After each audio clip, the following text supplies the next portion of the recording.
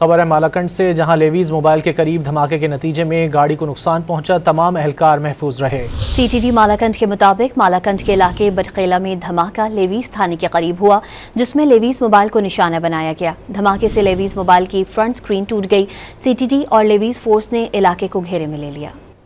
खबर है मालाकंड से, जहां लेवीज मोबाइल के करीब धमाके के नतीजे में गाड़ी को नुकसान पहुंचा। तमाम अहलकार महफूज रहे। सीटीडी मालाकंड के मुताबिक मालाकंड के इलाके बटखेला में धमाका लेवीज थाने के करीब हुआ, जिसमें लेवीज मोबाइल को निशाना बनाया गया। धमाके से लेवीज मोबाइल की फ्रंट स्क्रीन टूट गई।